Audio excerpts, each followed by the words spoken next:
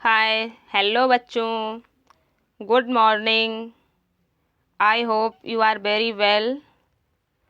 Today we are starting new topic that is pollen pistil interaction. Pollen pistil interaction. आज इस video में हम सभी लोग पढ़ेंगे कि जो पोलन ग्रेन्स हैं वो पिस्टिल पर आके जब लैंड करते हैं स्टिग्मा पर, तो उनके बीच में कौन सी केमिकल रिएक्शंस होती हैं, उनके बीच में क्या इंटरेक्शन होता है, तो उस इंटरेक्शन की जो प्रोसेस है वो कैसे होती, किस तरीके से पोलन ट्यूब जर्मिनेट करती है, इन सारी चीज़ों के बारे में पढ़ेंगे। So let's now will we talk about pollen pistil interaction. Pollen pistil interaction refers to the sequence of events that take place between the time when pollen is deposited on the stigma and the time when pollen tube enter the ovule.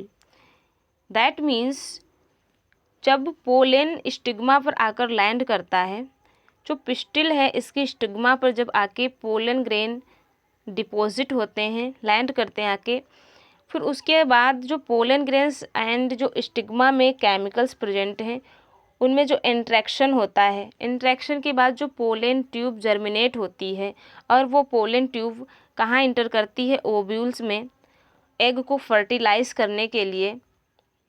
तो इस बीच जो पूरी process होती है इसी को हम लोग पोलन पिस्टिल इंटरेक्शन कहते हैं। बच्चों अब मेरी बात को ज़रा ध्यान से सुनना। अब पिस्टिल की जो स्टिग्मा है, पिस्टिल को कैसे पता चलता है कि हाँ यह मेरा पोलन ग्रेन है, ये मेरा पोलन ग्रेन है जिसे उसे जर्मिनेट होने देना चाहिए या फिर जिसे स्टिग्मा पर लैंड होने देना चाहिए। अब सपोज करिए कि कोई भी पॉलिनेटर एजेंट्स है, लाइक एयर है, वाटर है, या फिर कोई इंसेक्ट है, बटरफ्लाई, वीज, कोई भी इंसेक्ट है, तो इंसेक्ट क्या ये बात जानता है कि हाँ हम पपाया के फ्लावर पर बैठे थे, अब अगली बार से हमें पॉलिनेशन करना है तो नेक्स्ट बार हमें पपाया के फीमेल फ्लावर पर जाकर बैठना है, वहाँ से हमें अपने नेक्टर्स को लेना है ना। उसे ऐसा तो कुछ नहीं पता है। पॉलिनेशन तो रैंडम प्रोसेस है ना, रैंडमली होता है। अब जो भी पॉलिनेटर इंसेक्ट यहाँ पर आ रहा है स्टिग्मा के पास, या जिस भी एजेंट्स की हेल्प से पोलन स्टिग्मा पर लैंड कर रहा है, तो ज़रूरी तो नहीं है कि वो उसी स्पीसीज़ का पोलन ग्रेन होगा, है ना। वो पोलन ग्रेन अदर भी स्पीसीज़ को हो सकता है, या सेम ही प्लांट के सेम फ्लावर का पोलन ग्रेन हो सकता है। अब अगर ओवरी जो है सेल्फ कॉम्पेटिबिलिटी शो करेगी, कल ही हमने पढ़ा था सेल्फ इनकॉम्पेटिबिलिटी के बारे में, तो अगर ये सेल्फ इनकॉम्पेटिबिलिटी शो करेगा तभी तो उसे रिजेक्ट करेगा ना। तो ये यहाँ पर जो भी पोलन ग्रेन लैंड करेंगे वो क्या हो सकते हैं, वो सेम भी स्पीसीज़ के हो सकते हैं, डिफरेंट भी स्पीसीज़ के हो सकते हैं, किसी अदर स्पीसीज़ के प्लांट से आ सकते हैं। तो जो पोलन ग्रेन है वो क्या है, डिफरेंट स्पीसीज़ के हैं। अब स्टिग्मा को कैसे पता चलता है कि कौन से पोलन ग्रेन को जर्मिनेट करने देना है। तो देखो बच्चों क्या होता है कि स्टिग्मा के ऊपर जो ये इसकी स्टिग्मा है, ठीक है, इसके ऊपर क्या होता है, कुछ केमिकल्स की कोटिंग होती है, यानी कि कुछ ऐसी सेल्स होती हैं जो केमिकल्स को सिक्रीट करती हैं। एंड जो ये पोलन ग्रेन है इनके पास भी कुछ ऐसी सेल्स होती हैं जिनके पास केमिकल रिलीज़ करती हैं। वो सेल्स क्या करती हैं, केमिकल को रिलीज़ करती हैं। नाउ अब क्या होगा, जो स्टिग्मा के पास केमिकल्स हैं, है ना, जो स्टिग्मा के पास केमिकल्स हैं एंड जो पोलन ग्रेन के पास केमिकल्स हैं, इनके बीच में इंट्रैक्शन होगा। इनके बीच में क्या होगा, इंट्रैक्शन होगा, यानी कि केमिकल रिएक्शन होगी यहाँ पर। अब अगर पोलन ग्रेन के पास और स्टिग्मा के पास, दोनों के पास केमिकल की रिएक्शन कंप्लीट हो जाती है, रिजेक्ट नहीं होती है, केमिकली दोनों मैच कर जाते हैं, तब क्या करेगी, उससे स्टिग्मा जर्मिनेट होने के लिए अलाउ करेगी, पोलन ट्यूब को जर्मिनेट होने के लिए अलाउ करेगी। यानी कि जो स्टिग्मा है उसे पता चल जाता है कि मुझे इस पोलन ग्रेन को जर्मिनेट होने देना है। अगर पोलन ग्रेन के पास राइट तरीके के केमिकल्स नहीं हैं, सपोज करिए ये डिफरेंट स्पीसीज का पोलन ग्रेन से और ये डिफरेंट टाइप के स्पीसीज का पोलन ग्रेन से, तो जो ये ब्लू वाला पोलन ग्रेन से ये सपोज करिए अदर स्पीसीज के प्लांट का पोलन ग्रेन है, तो अब केमिकल्स जो इसके पास होगा और इसके जो स्टिग्मा का केमिकल्स है उनमें रिएक्शन नहीं हो पाएगी, है ना, वो आपस में रिएक्ट नहीं कर पाएंगे। तो क्या होगी, वो पोलन जो स्टिग्मा है उस पोलन ग्रेन को क्या कर देगी, रिजेक्ट कर देगी, यानी पर इसे पोलन ट्यूब को जर्मिनेट नहीं होने देगी, इस पोलन ग्रेन को रिजेक्ट कर देगी और इस वाले पोलन ट्यूब को अलाउ करेगी कि हाँ तुम पोलन ट्यूब को जर्मिनेट कर सकते हो। और ये पोलन ट्यूब जर्मिनेट होकर 2 मेल गैमेट्स यानी कि स्पर्म को जाके ओव्यूल्स में एग के अंदर डोनेट कर देगी। क्लियर। और तुम एक बात याद रखना बच्चों, कभी भी पोलन ग्रेन एक जर्मिनेट नहीं होता, यानी कि यहाँ पर बहुत सारे पोलन ग्रेन लैंड करेंगे, उसी स्पीसीज के बहुत सारे हो सकते हैं। जो पोलन ग्रेन जर्मिनेट करने के लिए अलाउ करेगी तो बहुत सारी पोलन ट्यूब जर्मिनेट होती हैं, like 100 to 1000 pollen tubes germinate होती हैं, बट एग को फर्टिलाइज करेगी जाकर कोई एक ही पोलन ग्रेन, कोई एक ही पोलन ट्यूब वहाँ तक पहुँचेगी और अपने स्पर्म को डोनेट करेगी। Clear. Now you can say stigma rejects और accepts pollen on the between of chemical interaction. Means अगर स्टिग्मा और पोलन ग्रेन के बीच में जो इंट्रैक्शन हुआ उसके बाद उसने अलाउ कर दिया कि हाँ पोलन ट्यूब जर्मिनेट हो सकती है, तो पोलन ट्यूब जर्मिनेट हो जाएगी एंड 2 जो मेल गैमेट्स हैं 2 स्पर्म को एग तक कैरी आउट करेगी पोलन ट्यूब। तो इसी प्रोसेस को हम लोग क्या कहते हैं, पोलन पिस्टिल इंट्रैक्शन कहते हैं। इसी प्रोसेस को क्या कहते हैं, पोलन पिस्टिल इंट्रैक्शन कहते हैं। यहाँ पर हम 1 by 1 स्टेप करके देखेंगे कि कैसे ये प्रोसेस होती है। सपोज ये स्टिग्मा है, ठीक है। फर्स्ट स्टेप में क्या होगा, the initial occurrence of pollen pistil contact involves real pollen landing on a suitable pistil. Suppose ये पिस्टिल है, इसकी ये स्टिग्मा है, ठीक। यहाँ पर जो इनकी स्पीसीज का पोलन ग्रेन था, यानी कि जो राइट पोलन ग्रेन था, उसने आके लैंड किया, उसने आके क्या किया, लैंड किया। अब जो ये पोलन ग्रेन्स हैं इनके पास भी केमिकल्स है, ठीक है, इनकी स्पीसीज स्पेसिफिक क्या है, इनके पास केमिकल्स हैं और स्टिग्मा के पास भी केमिकल्स हैं कि जिससे वो पहचान सके कि हाँ ये पोलन ग्रेन हमारी स्पीसीज का है, इसे हमें जर्मिनेट करने देना है ना। तो अब सेकेंड स्टेप में क्या होगा, pollen germination involves the creation of pollen tubes which allow pollen grains to release their contents। contents means यहाँ पर 2 स्पर्म्स प्रेजेंट होंगे जिन्हें ये रिलीज करेगी।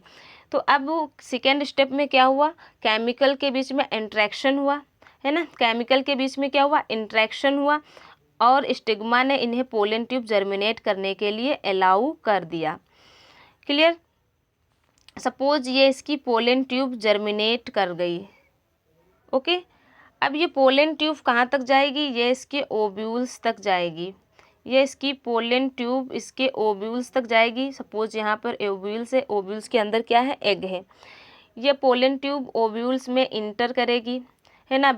जो पोलन ट्यूब्स है ये ओव्यूल में इसके माइक्रोपाइलर इंड से इंटर करेगी और इंटर करने के बाद जो 2 स्पर्म्स लेकर आई थी उसको यहाँ पर ये डोनेट कर देगी। नाउ नेक्स्ट स्टेप में क्या हुआ कि पोलन ट्यूब जर्मिनेट हो गई। Pollen tube develops into the ovary via the style of the pistil. है ना। जो ये इसकी स्टाइल थी, स्टाइल से होते हुए कहाँ आ गई, ओव्यूल्स में आ गई। और यहाँ पर आकर इसने 2 मेल जो गैमेट्स थे, जो इसके 2 नॉन मोटाइल स्पर्म थे, उसको आके ओव्यूल्स के अंदर रिलीज कर दिया। Male gametes inter into the ovule and subsequent into the synergid. और हमने बताया भी जो ये पोलन ट्यूब ओव्यूल में जब इंटरिंग किया तो किससे किया, जो माइकोपाइलर जो इंड प्रेजेंट था ओव्यूल्स में, उसके थ्रू इंटर किया एंड सिनर्जिट सेल्स से होते हुए कहाँ पे, एग सेल को जाके फर्टिलाइज किया। क्लियर? आई होप यहाँ तक आपको अच्छे से समझ में आया होगा। नाउ जो ये पोलन ट्यूब है ये कैसे जर्मिनेट होती है ना। अब बात करेंगे जो ये पोलन ट्यूब है ये कैसे जर्मिनेट होती है। तो जब इनके बीच इंट्रैक्शन हुआ था, पोलन एंड पिस्टिल के बीच इंट्रैक्शन हुआ था, उस समय जो ये स्टिग्मा की लेयर से ये कैसी होती है, ये न्यूट्रिशनल मटेरियल यहाँ पर प्रेजेंट होता है, यानी कि ये न्यूट्रिएंट रिच होती है। जो इसकी ये स्टिग्मा होती है ये क्या होती है, न्यूट्रिएंट रिच होती है। यहाँ पर कुछ बोरिक एसिड प्रेजेंट होते हैं, कुछ केमिकल्स, है ना। लेकिन अभी भी एग्जैक्ट में कौन कौन से केमिकल प्रेजेंट होते हैं इसकी रिसर्च की जा रही है। The research still going on which is chemical presents on stigma and pollen grains. अभी भी इसकी रिसर्च हो रही है कि एक्चुअल में कौन से केमिकल्स प्रेजेंट होते हैं। बट अगर न्यूट्रिशन में देखी जाए कि न्यूट्रिएंट एलिमेंट्स कौन होते हैं, तो पोलन ट्यूब को जर्मिनेट करने में जो बोरान एलिमेंट्स है इसका बहुत ही इम्पॉर्टेंट रोल है ना। बोरिक एसिड जैसे यहाँ पर कुछ ऑर्गेनिक केमिकल्स प्रेजेंट होते हैं, इसके साथ साथ कुछ सुगरी सब्सटेंस प्रेजेंट होते हैं, जिनसे ये क्या करता है, जब ये अलाउ कर देती है स्टिग्मा है कि हाँ ये यहाँ पर पोलन ग्रेन लैंड कर सकता है, अपनी पोलन ट्यूब को जर्मिनेट कर सकता है, तब उस समय पोलन ग्रेन फीड करता है इसी स्टिग्मा पर, सम टाइम्स के लिए स्टे करता है एंड क्या करता है, फीड करता है। फीड करने के बाद ये सॉइलो हो जाता है। अब सॉइलो होने के बाद एक प्रेशर इंक्रीज होता है, उसी प्रेशर के थ्रू एक ट्यूब जर्मिनेट हो जाती है ना। एक पोलन ट्यूब जर्मिनेट हो जाती है जिसे अब हम पोलन ट्यूब कहने लगते हैं, यानी कि एक ट्यूब जर्मिनेट हो जाती है जिसे अब हम पोलन ट्यूब कहने लग जाते हैं। अब ये पोलन ट्यूब जो है ये स्टाइल से होते हुए ये इसका ओव्यूल्स है, ओव्यूल में जो माइक्रोपाइलर इंड था यहाँ पर, इस माइक्रोपाइलर इंड में इंटर करके और एम्ब्रियो सैक के पास जो ये सिनर्जिट सेल्स प्रेजेंट थी, ठीक है, क्या प्रेजेंट थी यहाँ पर, सिनर्जिट सेल्स प्रेजेंट थी, एंटीपोडल सेल्स प्रेजेंट थी, एंड जो इसकी सेंट्रल सेल थी इसमें 2 पोलर न्यूक्लियाई प्रेजेंट थी, है ना। और सिनर्जिट सेल के पास में क्या प्रेजेंट थी, एग सेल। अब एक्चुअल में जो पोलन ट्यूब 2 स्पर्म गैमेट को लेकर आई है, 2 स्पर्म को लेकर आई है, तो ये एक्चुअल में एग को क्या करेंगे, फर्टिलाइज जाके करेंगे। तो जो एक एग है उसको एक न्यूक्लियस जाकर फर्टिलाइज कर लेगा, यानी कि यहाँ पर 2 स्पर्म्स आए हैं, एक स्पर्म क्या करेगा, एग सेल को जाके फर्टिलाइज करेगा, और जो एक स्पर्म बचेगा वो जो इसकी सेंट्रल सेल है उसमें जो 2 पोलर न्यूक्लियाई प्रेजेंट है उन्हें जाकर फर्टिलाइज करेगा, जिससे क्या होगा कि जो पोलर न्यूक्लियाई हैं ये अभी कैसी थी, 2n थी, यही बाद में क्या बन जाती है, प्राइमरी इंडोस्पर्म बन जाती है, जो कि ओव्यूल को न्यूट्रिशन प्रोवाइड करती है। क्लियर? आई होप आपके माइंड में एक बात आ रही होगी कि हमने पढ़ा था जो पोलन ग्रेन थे, जो पोलन टेट्राड था, ठीक है, तो हमने पोलन ग्रेन का जब वो एनाटॉमिकल स्ट्रक्चर्स देखा था, उसे डिटेल में पढ़ा था, तो हमने बताया था कि इसके पास जो 2 लेयर्स होती हैं, एक आउटर लेयर्स होती है, एक क्या होती है इसके पास, आउटर लेयर्स होती है, और एक इसके पास इनर लेयर होती है ना। तो हमने बताया था कि जो आउटर लेयर थी वो स्पोरोलिन की थी, तो अभी तक ऐसा कोई केमिकल्स नहीं बना है जो स्पोरोलिन को डिग्रेड कर सके। एंड जो इसकी इनर लेयर थी वो क्या थी, इनर लेयर जो कि पेक्टोज या पेक्टिन की बनी हुई थी। तो अब ये पोलन ट्यूब कहाँ से जर्मिनेट हुई, तो हमने बताया था कि जो आउटर लेयर होती है, जो इसकी आउटर लेयर है वो कैसी थी, डिसकंटिन्यूअस थी। स्पोरोलिन की तो थी बट क्या थी, ये डिसकंटिन्यूअस थी, यानी कि कहीं कहीं पर कुछ कुछ स्पेस छूटा हुआ था, पोर्स छूटे हुए थे। तो उन्हीं पोर्स से यहाँ पर ट्यूब जर्मिनेट होती है। उस पोर को हम लोग क्या कह रहे थे, उस पोर को हम लोग जर्म पोर कहते थे, है ना। तो पोलन ट्यूब पोलन ग्रेन से कहाँ से जर्मिनेट होती है, जर्म पोर से। क्लियर। हम ये नहीं चाहते कि आपके माइंड में कोई भी डाउट रहे कि स्पोरुलिन की लेयर थी, उसके लिए कोई भी केमिकल्स नहीं बना था डिग्रेड होने के लिए, तो फिर पोलन ट्यूब कैसे निकल आई पोलन से, है ना। तो क्या था, वहाँ पे जर्म पोर्स प्रेजेंट थे, उन्हीं से जो है पोलन ट्यूब जर्मिनेट होती है, वहीं से निकलती है। Clear. Now with the help of diagram और अच्छे से आप समझ सकते हैं, ये पोलन ट्यूब ने सिनर्जिड सेल में इंटर कर लिया, ये इसके पास 2 मेल गैमेट्स थे एंड क्या था, वेजिटेटिव न्यूक्लियस था, क्योंकि वेजिटेटिव सेल्स थी, है ना। हमने पढ़ा था कि जो पोलन ग्रेन है वो 2 सेल्ड या फिर 3 सेल्ड स्टेज में सेड ऑफ होते हैं। 60% प्लांट्स में 2 सेल्ड स्टेज में पोलन सेड ऑफ होता है ना। तो एक जो आया इसका स्पर्म जो मेल गैमेट था, उसने एग सेल को फर्टिलाइज कर लिया एंड एग को न्यूक्लियस। तो उसी चीज़ को यहाँ डायग्रामेटिकली दिखाया गया है। ये देखिए 2 पोलर न्यूक्लियस से फ्यूज करके इसने प्राइमरी इंडोस्पर्म का फॉर्मेशन कर लिया, है ना। ये इसकी मेल गैमेट से ये इसे जाके फर्टिलाइजेशन कर लेगा इसके साथ, तो यहाँ पर जो है प्राइमरी इंडोस्पर्म का फॉर्मेशन हो जाएगा। तो यहाँ पर देखो डबल फर्टिलाइजेशन हो रहा है, एक जो स्पर्म है वो एग को फर्टिलाइज कर रहा है, एक जो स्पर्म है वो पोलर न्यूक्लियई बॉडी को फर्टिलाइज कर रहा है, जिससे यहाँ पर 3n कंडीशन देखने को मिलती है। तो इसी फर्टिलाइजेशन को डबल फर्टिलाइजेशन कहते हैं। And first time double fertilization को किसने प्रपोज किया था, तो नवाशिन ने, ठीक है, साइंटिस्ट थे नवाशिन, उन्होंने इसे प्रपोज किया था। क्लियर। तो बच्चों जो चीज़ें अभी हमने point to point line wise discuss किया with the help of diagram समझा, वही सारी चीज़ें यहाँ पर आपको मेंशन की गई हैं। आप इन चीज़ों को अच्छे से रीड कर लीजिए, है ना। जो चीज़ें अभी हम लोग बात कर चुके हैं वही चीज़ यहाँ पर मेंशन की गई है और काफ़ी डिटेल में आपको यहाँ देखने को मिलेगा। ये डायग्राम है, यहाँ पर ये आपको स्लाइड के डायग्राम दिखाए गए, माइक्रोस्कोपिक स्लाइड्स दिखाई गई हैं। ये देखो बहुत सारे क्या है यहाँ पे पोलन ट्यूब्स हैं, है ना। 100 to 1000 पोलन ट्यूब्स जर्मिनेट होती हैं। ये आपको पोलन ट्यूब जर्मिनेट होते हुए दिखाए गए हैं। And next, you can easily study pollen germination. आप लैब में पोलन ट्यूब को जर्मिनेट होते हुए देख सकते हैं। जो पोलन है उससे आप जर्मिनेट होते हुए देख सकते हैं by dusting some pollen from flower such as pea या फिर चिक पी, क्रोटोलेरिया, बाल्सम या बिनकेवा and glasses slide containing a drop of sugar solution about 10%. After about 15 to 30 minutes you absorb slide low power lens of microscope. आप with the help of microscope से देख सकते हैं। अगर आप किसी पोलन ग्रेन को एक फ्लावर के स्टिग्मा पर उसे डेस्टिनेट करें, ठीक, उसे स्प्रेड करें एंड उसको 10% शुगर सोल्यूशन प्रोवाइड करें, यानी कि जो मीडियम है उसमें आप 10% शुगर सोल्यूशन को रखें।